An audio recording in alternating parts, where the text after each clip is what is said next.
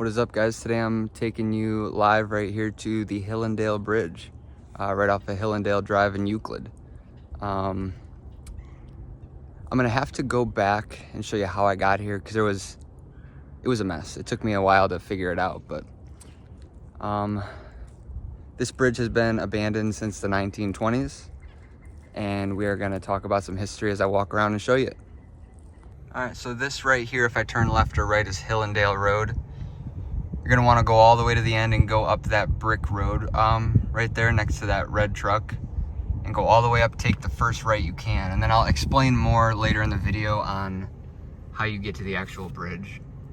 All right, well, here it is, the Hillandale Bridge, often called the Bridge to Nowhere because it never has and quite frankly never will lead to anywhere. Construction began in the 1920s but quickly halted due to the Great Depression. But even after the Great Depression, construction never picked back up, and it was left here to nature to rot. Now, the reason they started building this in the first place was for the Hillandale Estates project, which was supposed to be an upscale housing community. But due to the constant paranormal activity reported here, others believe that this once led to an insane asylum with harsh conditions where the doctors performed experimental surgeries and lobotomies. And while it's not the likeliest thing that could have happened, there is a report that a fire occurred in the area back around this time at a insane asylum. Now, some other content creators have reported hearing some ghostly voices, and one even mentioned their phone battery going from 100% to less than 20 in a matter of minutes. But one thing we do know to be absolutely certain is that the ruins of this forgotten project will always be cemented in the history of the Cleveland area. Now, I mean, it has been weathered, vandalized, and that's to be expected. It's been 100 years since the closure of this project. I didn't want to walk on the bridge because of that rotting you see right here.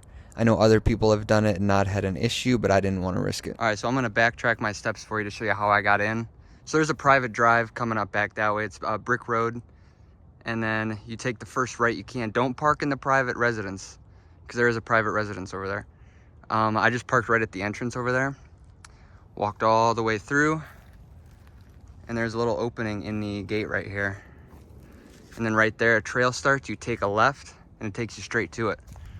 Pretty much. I mean, the trail was kind of messed up for me, and my shoes got absolutely fucked.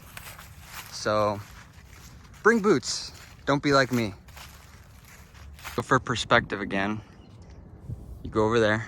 You'll see the little notch in the fence. And then I parked over here. The gate's closed. I'm sure it always is because this, I mean, who's coming here, really?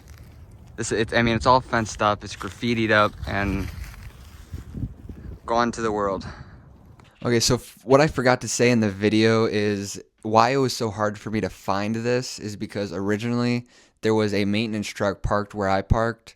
So I thought it was like security, maintaining the grounds, but I ended up going out back onto Hillandale, 2 streets down to a business complex, and there was like an e-check station, and then there was a trail right there. So I was like, oh, maybe these trails lead all the way back up to the bridge, and long story short, it did not, after a lot of hiking. So I just wanted to save you guys the headache, and letting you guys know just to go in where I said to go in, because anywhere else you're going to have a headache.